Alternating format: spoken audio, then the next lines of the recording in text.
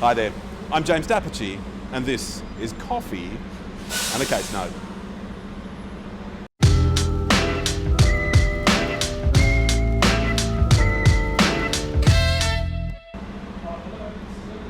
Team, today,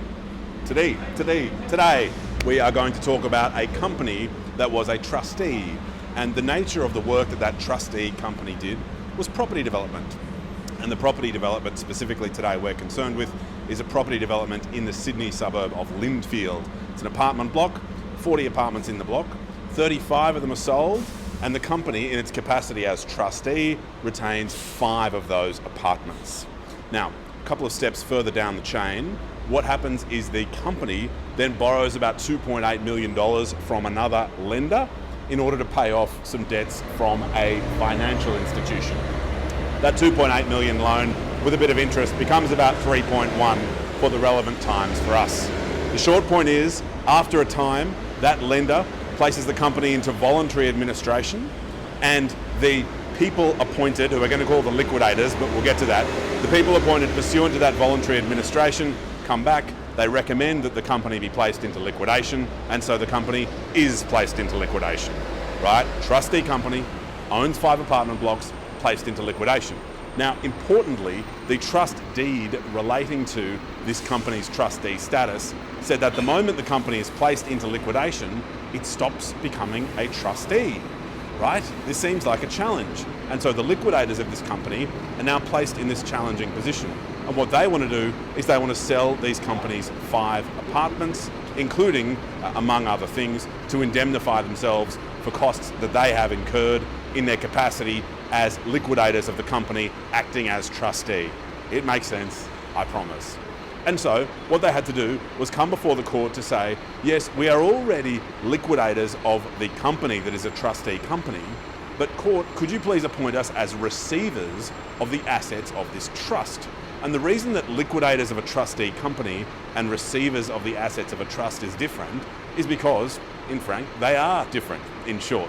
And so what the trustees said, I withdraw that, what the liquidators of the trustees said was we need to be receivers of these trust assets, including these 5 apartments. And so what the court had to do was to grapple with the relevant law in this area. And there's a helpful summary of it in the judgment that I can direct you to.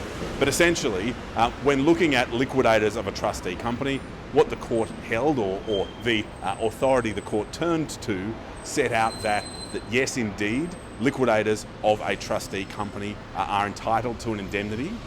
Secondly, if there is a disqualification clause in the trust deed, which is to say, if the trustee is disqualified from being trustee because they're placed into liquidation, then they shift from being a trustee pursuant to the deed to being a bare trustee, B-A-R-E, not one in the forest that eats honey. And further, that the bare trustee is entitled to an indemnity for costs incurred in their capacity as bare trustee, and then that those costs can be pursued and enforced by way of court order, including by having the liquidators of that trustee company appointed as receivers of the assets of that trust, which the trustee is trustee of. Make sense? And so, having worked through all that, having considered the relevant evidence in relation to the very urgent upcoming sale of these 5 apartments, the court said, yep, you're already liquidators of the trustee company, tick, and yep, tick, you can become receivers of the assets of that trust in order to go ahead with that sale, because you're entitled to an indemnity for the work that that trustee company has done, even for the period it was bare trustee and not necessarily trustee pursuant to the trust deed. Hope that helped. Look forward to chatting again soon, perhaps next year, over another coffee and in respect of another case note. It's champagne. We're having fun. It's nearly the end of the year. Cheers.